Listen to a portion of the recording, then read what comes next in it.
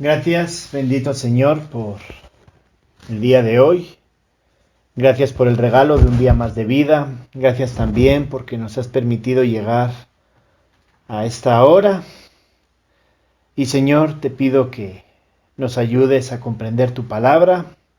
Y también, Señor, dame entendimiento en esta enseñanza. Te lo pido en el nombre de Cristo Jesús. Amén. El título del sermón es La sabiduría de Dios ante un mundo pagano. Y el texto es Génesis 14, del 17 al 24. Génesis 14, del 17 al 24. Es muy breve y es de un personaje, es Melquisedec, que si se dan cuenta, fuera de Génesis, Salmo 110, si mal no recuerdo, y Hebreos capítulo 7, no aparece en ningún otro lugar. Melquisedec no aparece en ningún otro lugar y es un personaje un poco como fantasma, si lo queremos ver así. Es un personaje importante, pero que realmente no se habla mucho de él, y cuando pues me tocó comenzar, me tocó rehacer el estudio con respecto a este personaje, uno se pregunta qué es lo que enseña realmente Melquisedec. Y lo que enseña es, justamente como les decía, es cómo enfrentarnos a un mundo pagano. Y el mundo pagano es algo que se encuentra hoy día. Dice así: cuando volvía de la derrota de Kedorlaomer y de los reyes que con él estaban, salió el rey de Sodoma a recibirlo al valle de Sabe, que es el valle del rey. Entonces Melquisedec, rey de Salem y sacerdote del Dios Altísimo, sacó pan y vino, y le bendijo diciendo: bendito sea Abraham del Dios Altísimo, creador de los cielos y de la tierra, y bendito sea el Dios Altísimo, que entregó tus enemigos en tu mano, y le dio a Abraham los diezmos de todo. Entonces el rey de Sodoma dijo a Abraham: dame las personas y toma para ti los bienes. Y respondió Abraham al rey de Sodoma: he alzado mi mano a Jehová Dios Altísimo, creador de los cielos y de la tierra, que desde un hilo hasta una correa de calzado nada tomaré de todo lo que es tuyo, para que no digas: yo enriquecí a Abraham, excepto solamente lo que comieron los jóvenes y la parte de los varones que fueron conmigo, Aner, Escol y Mamre, los cuales tomarán su parte. La pregunta que nos podemos hacer es: ¿quién de nosotros no se ha sentido abrumado por los argumentos del mundo? Pensemos en la evolución. Si vamos el aspecto de la evolución, ya hay bastantes argumentos en contra, pero cuando comenzó todo esto, los argumentos eran bien interesantes. Si vamos a la teoría del Big Bang, de la creación del universo, si uno no está puesto en la física, en la astrofísica, los argumentos que ofrece la teoría del Big Bang resultan muy interesantes. Incluso esta mañana estaba escuchando una entrevista, lo tenían dos personas que tienen un canal cada uno su canal de física, y estaban discutiendo contra unos terraplanistas, es decir, gente que hoy día dice que la Tierra es plana. Y escuchabas los argumentos de esos terraplanistas y uno dice: wow, casi me lo creo, casi me lo creo. Así que hoy día tenemos un problema, y es que nos encontramos con mucha gente que nos puede dar buenos argumentos. Y así es como la filosofía ha entrado a la iglesia, así es como la psicología humanista ha entrado a la iglesia, etc. ¿Por qué? Porque dijeron: no, si agarramos las cosas del mundo, pueden servir. ¿Por qué? Porque realmente nos han convencido de que es bueno. Lo mismo pasa con los adolescentes, ¿no? Los papás son los mejores, los que lo saben todo hasta que los niños llegan a la adolescencia. Y entonces, todo se empieza a cuestionar. Incluso se empieza a cuestionar lo que se ha enseñado acerca de la Biblia. Y este mismo cuestionamiento que nosotros sufrimos hoy día y que a veces pues nos hace pensar que pueden tener hasta razón, es la misma posición o la misma confrontación que tuvo Abraham. Abraham lo vemos como el gran Abraham, como que él fue siempre un gran seguidor de Dios, no lo estoy poniendo en duda, pero él también tuvo sus batallas, como las tuvo nosotros. Él era humano y las tuvo. Entonces, ¿en qué contexto se encuentra este libro? Se encuentra en que vinieron unos reyes, ahora vamos a ver un poquito de eso, conquistaron Sodoma, Gomorra y 5 ciudades más, se los estaban llevando y Abraham sube rápido a liberar a Lot. Y Abraham vuelve con la riqueza de 5 ciudades, vuelve con esclavos, riquezas y también todo lo que es la comida, como dice, todas las provisiones de 5 ciudades. Así que él vuelve hecho millonario y vuelve con el ánimo bien alto porque ha vencido a 5, creo que eran 5 reyes, no, 4 reyes que venían de la zona de Irak. Los venció él solo con sus poquitos hombres, vence a 4 reyes que tenían un montón de dinero, un montón de plata, un montón de provisiones, un montón de esclavos, y él cuando regresa, pues vuelve, pues bien animado, ¿no? Como veríamos muchos. Pero Dios tenía otro plan para él.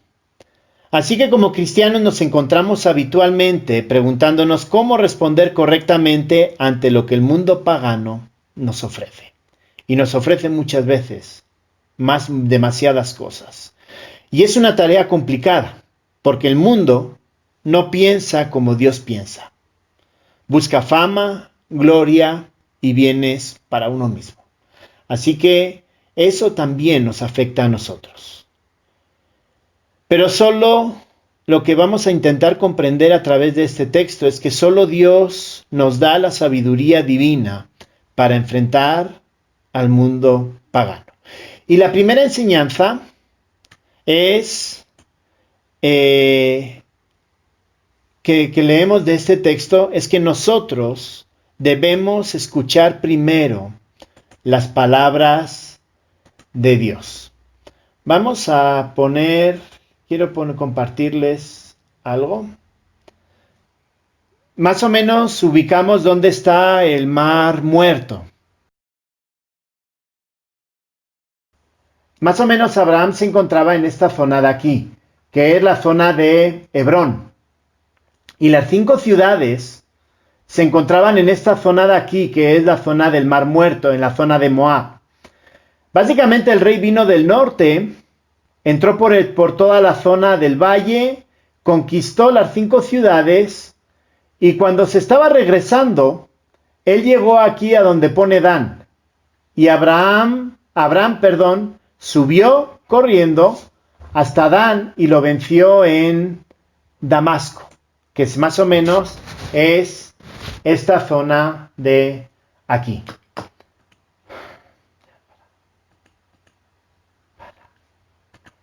Entonces, una vez que conquistó, Abraham con el tesoro de 5 ciudades comenzó a viajar y más o menos en esta zona de aquí del Mar Muerto, donde pone aquí Gilgal, llanura de Moab, aquí es donde Melquisedec sale a encontrarlo y el rey de Sodoma sube a buscarlo. ¿Por qué es tan importante entender esa parte? ¿Por qué es tan importante entender un poquito lo que estaba pasando? Abraham, por decirlo así, caminó muy rápido, se hizo una buena distancia en poco tiempo para poder liberar a su sobrino tuvo su batalla, venció y nada más terminar de vencer, ya estaba regresando. Así que él venía cansado por un lado, porque venía de la batalla, pero dos, también, como les decía, venía con el tesoro de 5 ciudades. Y es muy fácil pensar que en ese momento que vengo millonario, a lo último que voy a escuchar es a Dios. Todos hemos tenido, en algún momento, hemos pasado por alguna circunstancia donde nos ha ido muy bien por trabajo o nos ha ido muy bien con la familia. Y esos momentos, quizá no de forma intencional, pero muchas veces pensamos que nosotros solos podemos enfrentarnos a todo, podemos enfrentarnos al mundo. Y que como nos va bien, realmente no necesitamos de Dios. Pero la primera enseñanza que vemos acá, y lo vamos a ver con Melquisedec, con las palabras de Melquisedec, es que debemos escuchar primero, en primer lugar, las palabras de Dios. Especialmente cuando tenemos que entender que Jesús es quien nos da la solución cuando el mundo nos ofrece todas sus cosas, nos ofrece todos sus beneficios. Miren cómo comienza el versículo 18. Entonces Melquisedec, rey de Salem y sacerdote del Dios Altísimo, sacó pan y vino. ¿Ustedes creen que regresando con el tesoro de 5 ciudades Abraham necesitaba el pan y el vino de Melquisedec? No, o sea, él tenía más cosas que lo que traía Melquisedec para comer. Realmente Abraham no necesitaba nada de Melquisedec, pero hay algo que hace Abraham con respecto a él, y es que ese pan y ese vino los acepta. Recordemos que según Hebreos, Melquisedec era tipo de Jesús. Así que Melquisedec le está enseñando a Abraham primeramente a confiar en la persona de Dios. Y miren cómo comienza. Melquisedec, rey de Salem y sacerdote del Dios Altísimo, sacó pan y vino. Esta persona debía de ser conocida, porque Moisés lo menciona de forma muy clara. Y miren cómo lo menciona, Dios Altísimo. ¿Saben qué? Dios Altísimo es la primera vez que aparece en la Biblia. Ese término de Dios Altísimo, el Elohim, es la primera vez que aparece en la Biblia. Y Abraham lo identifica. Eso quiere decir que por alguna razón Abraham sabía quién era él, sabía que él era el sacerdote de ese Dios Altísimo, y Abraham le escucha. Abraham acepta, por decirlo así, la comida que él trae. Abraham acepta a esa persona. ¿Qué es lo que quiero decir con esto? Es que si yo quiero vencer al mundo, lo primero que tengo que hacer es buscar personas que me muestren quién es ese Cristo. Y todos sabemos o conocemos a ese tipo de personas.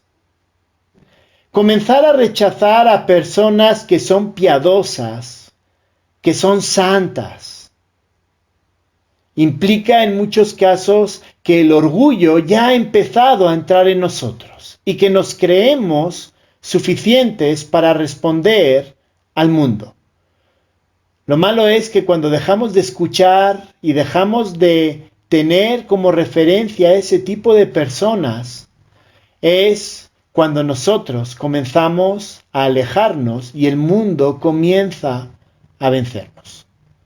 Yo tengo una mala experiencia y esa mala experiencia fue en mis años de universidad. Empecé a escuchar a personas que no debía.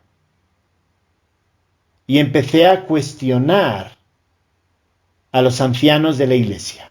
Empecé a cuestionar a personas que espiritualmente eran respetables. Gracias a Dios no pasó a grandes males, pero fue una temporada donde la autosuficiencia de creer que yo podía hacer frente al mundo era bastante alta. Y si se dan cuenta, Abraham no cuestiona a Melquisedec, todo lo contrario, lo reconoce como el sacerdote del Dios Altísimo. Y trayendo un mejor menú que el que traía el rey de Salem, Melquisedec, come y bebe con él.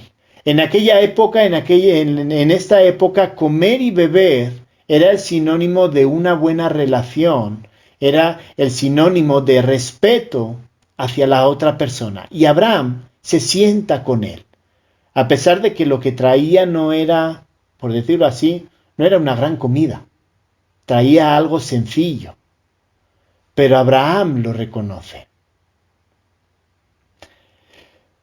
Pero no solamente lo reconoce por quién es Melquisedec, sino que también él decide escuchar las palabras, las verdaderas palabras. Nosotros debemos de escuchar las palabras de Jesús. ¿Y cómo lo hizo Abraham en aquella época? Miren lo que le dice Melquisedec en el versículo 19 y 20. Dice, y le bendijo, ¿quién? Melquisedec a Abraham, y le dice, diciendo, bendito sea Abraham del Dios Altísimo, creador de los cielos y de la tierra.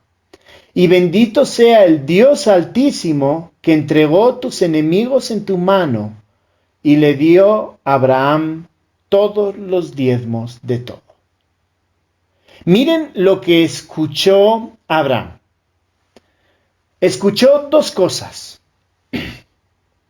¿Qué dice? Primero, bendito sea Abraham. O sea, primero Melquisedec bendice a Abraham, pero no es bendito sea Abraham, sin más, sino que Melquisedec le añade un final. Abraham del Dios Altísimo. Ese término, El Elión, la primera vez que aparece en la Biblia es aquí. Bendito sea Abraham, el que pertenece, si lo quieren ver de esta manera, el que pertenece, el que es del Dios Altísimo, creador de los cielos y la tierra. Ese mismo Dios que en el capítulo 13, en el capítulo 12, Dios lo saca de su tierra para darle una descendencia. Así que Abraham escucha a Melquisedec y lo primero que escucha es una bendición y un reconocimiento de quién es Abraham propiedad. ¿De quién? De ese Dios Altísimo, creador de los cielos y de la tierra.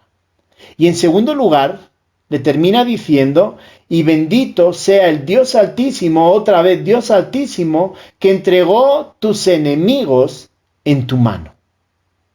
Así que vemos dos cosas aquí. Es que en primer lugar, Abraham reconoce quién es la fuente de las bendiciones. ¿Quién es?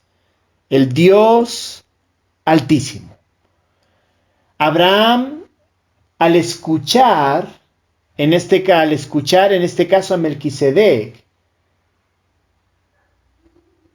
aprende quién es la fuente de las bendiciones. Y es que muchas veces, como les decía al principio, muchas veces nos puede ir bien. Todos hemos tenido momentos laborales donde hemos recibido reconocimientos, donde nos han dicho como, qué buen ingeniero eres, qué buen maestro eres, qué buen arquitecto eres, oye, lo haces muy bien, nos elogian, nos alaban por lo que hacemos. Y lo que está diciendo aquí es que Melquisedec reconoce a Abraham como una persona importante, Pero le recuerda a Abraham de dónde vienen las bendiciones del Dios Altísimo. Y si queremos responder al mundo, nosotros también tenemos que reconocer de dónde vienen nuestras habilidades y nuestras capacidades. Lo que nosotros hacemos viene del Dios Altísimo, del Creador de los cielos y de la tierra. Nosotros no somos los que hacemos que todo salga bien, sino Dios permite que a través de lo que decimos y hacemos podamos bendecir a otros. Yo soy un buen maestro no porque yo lo sea, soy un buen maestro porque Dios permite y me da palabras para enseñar. Yo soy un buen ingeniero porque Dios me da sabiduría para tomar las decisiones, como cuando estaba trabajando, pues Dios me daba la sabiduría para tomar las decisiones correctas. Y a cada uno de nosotros, en su ámbito laboral, en su empresa, allá donde está trabajando, Dios nos da a cada uno de nosotros la sabiduría y el entendimiento para hacer lo correcto. Así que Dios es la fuente, por un lado, de las bendiciones. Y el propósito de Dios es bendecirnos. Lo hemos leído en el versículo 20. Y bendito sea el Dios Altísimo que te bendijo como entregó tus enemigos en tus manos. Melquisedec le recuerda a Abraham que si no hubiera sido por Dios, que es el origen de las bendiciones, él nunca habría vencido a los enemigos. Él nunca habría ganado esa guerra, esa batalla. Él nunca estaría regresando con el tesoro, las provisiones y los esclavos de 5 ciudades. Porque Él es la fuente de las bendiciones y Dios lo bendijo. Y eso mismo nos lo hace a nosotros. Él es nuestra fuente.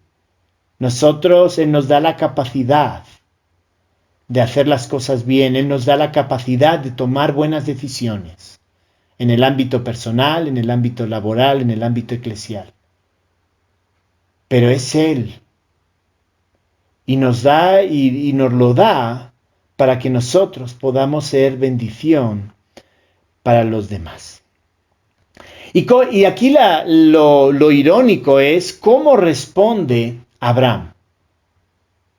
O sea, cuando él entiende que todo, él entiende el mensaje de Melquisedec, y el mensaje de Melquisedec es muy sencillo. Debes escuchar primero las palabras de Dios. Cuando él entiende que él tiene que escuchar esas palabras, de dónde viene su bendición y quién es el que la ha bendecido en la batalla, su respuesta ¿cuál es? Final del versículo 20, y le dio a Abraham los diezmos de todo. Yo solo quiero que piensen, venía con los tesoros de 5 ciudades, que es un 10%, ¿no? Que es un 10%, solo piensen en pesos colombianos, ¿no? Que a mí las cifras colombianas me matan, porque ustedes hablan de millones como cuando para mí hablar de millones es como que wow, ¿no? Pero imaginemos que tuvieran 80,000 millones de pesos colombianos, no sé si es mucho o poco, y tuvieran que dar el 10% de 80,000 millones de pesos colombianos, 8,000 millones de pesos colombianos, aún les quedarían 72,000. Pues imagínense cómo venía Abraham de millonario. Y yo quiero pensar que cuando Abraham miró para atrás dijo, ¿y qué hago yo con esto? ¿Cuál fue la respuesta cuando entendió que todo venía de Dios?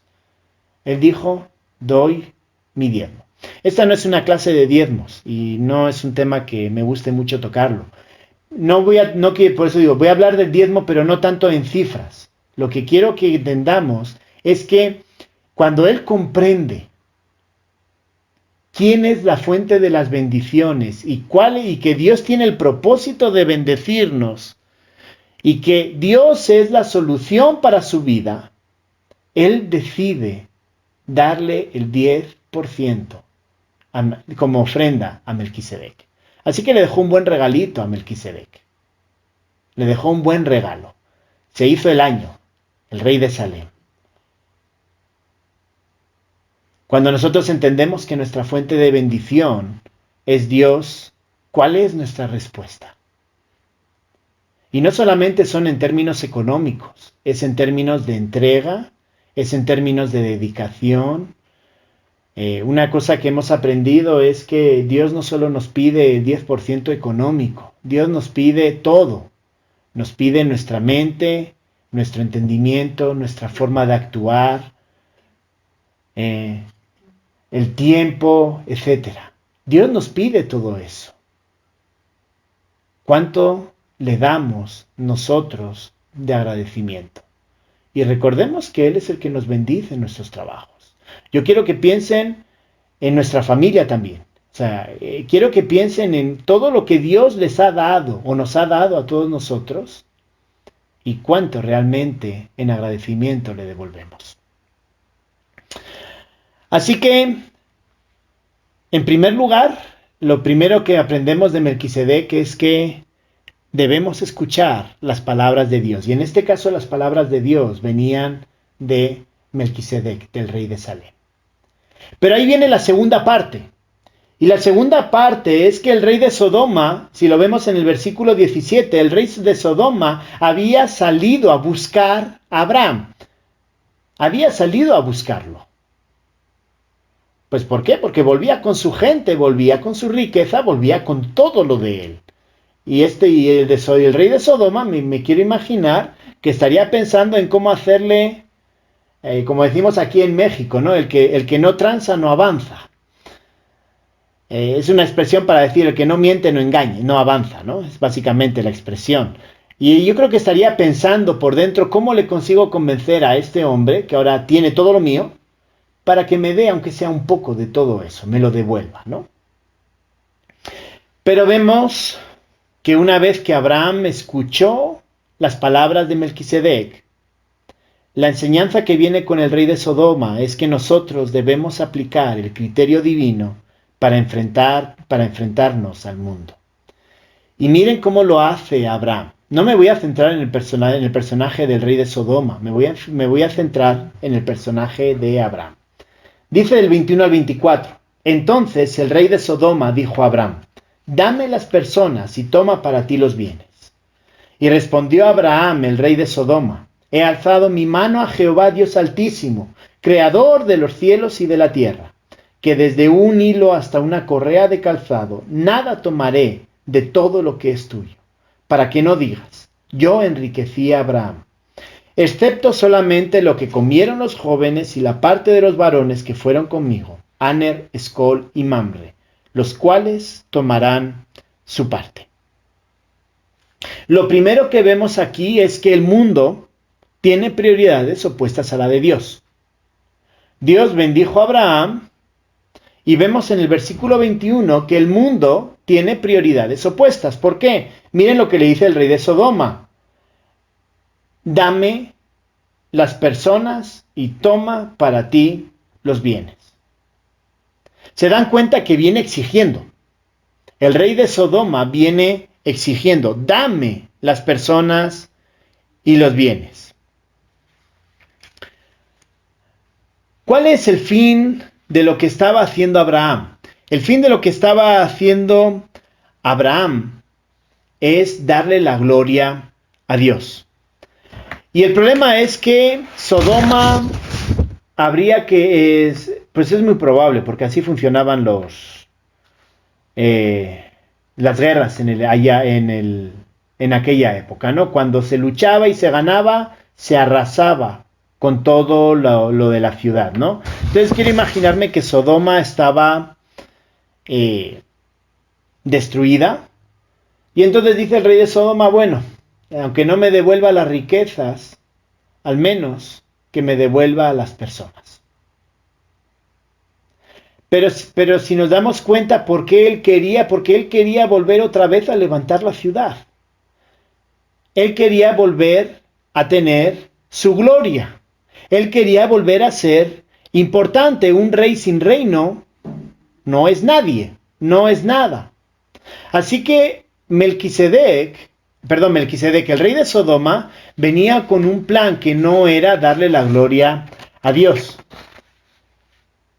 Y Abraham, lo que le pasa es que se enfrenta a ese rey. Eso muchas veces nos pasa a nosotros. La ciencia no es mala.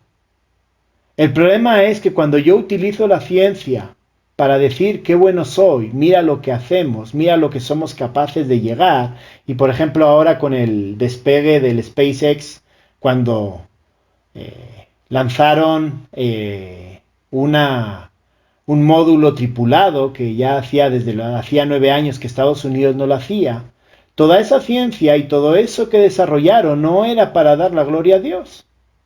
¿Era para qué? Para que Elon Musk dijera qué bueno soy. Para que el presidente Trump dijera America is great again, ¿no? Estados Unidos vuelve a ser grande otra vez. El fin muchas veces de lo que hacemos como personas es buscar nuestra propia gloria. Y eso es a lo que se enfrentaba Abraham, ante una persona que estaba buscando su propia gloria. Pero miren lo que pasa del verso 22 al verso 24. Y lo que pasa es que Abraham tiene prioridades opuestas al mundo. Y eso nos lleva a nosotros a pensar, a tener que desarrollar ese mismo criterio. Nosotros, como cristianos, debemos tener prioridades opuestas a la del mundo. Y esa es una parte complicada. Vivimos en una sociedad donde el yo es muy importante, donde mis cosas están por encima de los demás. Incluso dentro de un matrimonio, a veces lo mío está por encima de mi esposa, o lo de mi esposa está por encima de lo mío. Muchas veces se refleja ese carácter del mundo en nuestras vidas. Pero lo que nos está diciendo, enseñando aquí Abraham, es que nosotros, como cristianos, debemos de tener prioridades opuestas a las del mundo. Y la primera de ellas es que debemos tener celo por el nombre de Dios. Miren lo que dice el versículo 22. Abraham le podía haber dicho, pero no, ahora yo soy el poderoso. Ahora yo soy el que tengo las cosas. ¿Por qué te las tengo que dar? ¿Por qué te las tengo que devolver? Pero miren lo que dice Abraham al rey de Sodoma. He alzado mi mano a Jehová, Dios Altísimo, creador de los cielos y la tierra. ¿Les suena esa respuesta? Es que es la misma respuesta o la misma frase que le dijo Melquisedec en el versículo 19. Bendito sea Abraham del Dios Altísimo, creador de los cielos y la tierra. Le cambió un poquito, pero el significado es lo mismo. Y a los que les gusta el hebreo, utiliza, así como Melquisedec utilizó el Elohim, es decir, Dios Altísimo, Abraham utilizó el Yahvé, el Elohim, es decir, Dios Jehová, Dios Altísimo. Es decir, entendió el mensaje que le había dado Melquisedec de la importancia de escuchar a Dios. ¿Y qué hace? Se lo repite al rey de Sodoma. ¿Por qué? Porque Abraham comprendió que debía de tener celo por el nombre de Dios. Tener celo por el nombre de Dios es tener celo por obedecer a Dios. Cuando nos enfrentamos a la vida real, nuestro deseo, nuestro interés debe ser alabar el nombre de Dios.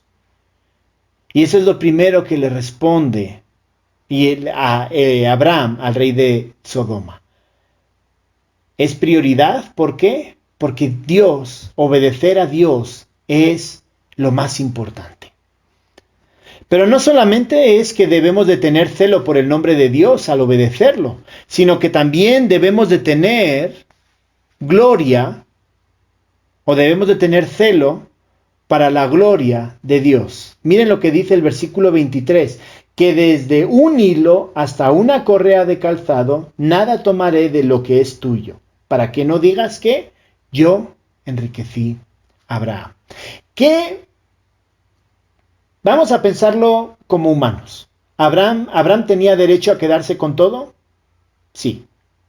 En una guerra, el que gana tiene derecho a quedarse con todo. Nosotros, en donde trabajamos, donde vivimos, tenemos derecho muchas veces a ciertas cosas. Sí. ¿Por qué? O sea, si yo he trabajado y soy un buen maestro, soy un buen trabajador, cumplí con los objetivos de producción que me dijeron, etcétera, ¿yo tengo derecho a los bonos, a las bonificaciones? Sí. Pero Abraham no pensó solamente en decir yo tengo derecho. Abraham, ¿qué es lo que pensó? Si yo me lo quedo, ¿va a dar gloria a Dios o no? Vuelvo a repetirlo. Si yo me quedo con todo el tesoro de las 5 ciudades, que tengo derecho, porque yo lo gané en la batalla, ¿voy a dar gloria a Dios o no? Y él se dio cuenta que no iba a dar gloria a Dios. Así que sobrepuso su derecho a tener celo por la gloria de Dios y a darle el lugar a Dios. ¿Para qué? Para que el rey de Sodoma no pudiera decir, yo te enriquecí. No, es que para que luego anduviesen chismeando por la región diciendo, no, mira, es que Abraham es amigo mío y todo lo que tiene era mío, lo conquistó y mira, él es rico porque él tiene lo que yo tenía. Para que el rey de Sodoma no pudiera decir eso, él dice, yo no me voy a quedar con nada. Por ese celo, por la gloria de Dios, Abraham renunció al 90%. Es decir, había dado el 10% a Melquisedec, ¿no? Pues el 90%, que era lo que todavía tenía en su poder, decidió dárselo al rey de Sodoma. ¿Cuántas veces nosotros cedemos nuestro derecho para la gloria de Dios? Estamos en una sociedad donde donde el tener derecho es lo más habitual, ¿verdad que sí? Ahora ni se te ocurra decir nada contra una persona de color negra porque ya te comieron. En Estados Unidos hay varias personas que han tenido que dejar sus puestos de trabajo porque ahora de repente una persona de color negra dijo, es que en aquel momento ella me hizo no sé qué y entonces me sentí que me ofendió. ¿Qué es lo que hizo? Mira, mejor me marcho de acá. ¿Por qué? Porque ahora los negros tienen derecho para todo. Ahora aquí en México estamos peleándonos porque ahora el tema de los indígenas autóctonos, ahora hay que andarse con mucho cuidado con lo que uno dice y lo que uno hace, aunque las intenciones no sean. En la iglesia también ocurre muchas veces. Tenemos derecho a. Y muchas veces se trata del derecho. ¿Y qué es lo que dice aquí? Lo nos enseña Abraham con respecto a Dios. Es que realmente tenemos que ceder nuestro derecho para demostrar que nuestro celo es para la gloria de Dios. No es nuestro derecho a algo, es qué es lo que va a dar gloria a Dios. Y aunque eso signifique ir en contra del mundo, nosotros debemos, a través de nuestras vidas, dar la gloria a Dios. Y ya no solamente hemos visto que el mundo tiene prioridades opuestas, hemos visto también que el cristiano debe tener esas prioridades opuestas al mundo. Y lo último que nos enseña aquí Abraham que hace es que el cristiano debe tener justicia y comprensión por aquellos que no valoran las prioridades divinas. Miren lo que dice el versículo 24, excepto solamente a los que comieron los jóvenes y la parte de los varones que fueron conmigo, Aner, Escol y Mamre, los cuales tomarán su parte. No todo el mundo tiene por qué entender nuestras decisiones. a pesar de que ellos no entiendan nuestras decisiones, nosotros debemos respetar. Que sí, que pueden ir en contra de lo que es la gloria de Dios, en mostrar el celo de Dios, sí. Pero es que no todo el mundo tiene por qué entender nuestras decisiones. Las decisiones son nuestras. Yo debo de tener celo por las cosas de Dios. Yo debo de tener celo para dar gloria a Dios. Yo debo ir en oposición a lo que el mundo dice que se debe de hacer. ¿Por qué? Porque yo quiero honrar a Dios con mi vida. Pero ojo, eso también significa que debemos de ser justos con los que no valoran esas prioridades. Abraham podía haber dicho de esos 3 jóvenes: miren, jóvenes, no se preocupen, en casa no va a faltar nada. Pero quizás esos jóvenes no entendían lo que estaba haciendo Abraham. Y quizás estaban pensando, pero este hombre está loco, ¿o qué? ¿Cómo se le ocurre dar todos estos millones? ¿Cómo se le ocurre regalar todos estos millones? Pues Abraham tiene algo para ellos.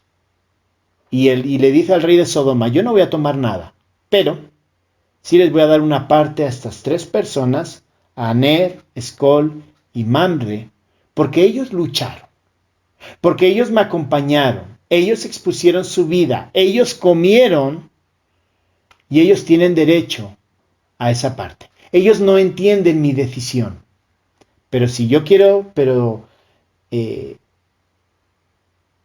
aunque ellos no entiendan mi decisión, yo debo honrar lo que ellos han hecho. Así que debemos de tener justicia y comprensión con aquellos que no valoran las prioridades divinas. Esto significa que no todo el mundo lo va a entender, entonces yo debo ser respetuoso con aquellos que lo hacen.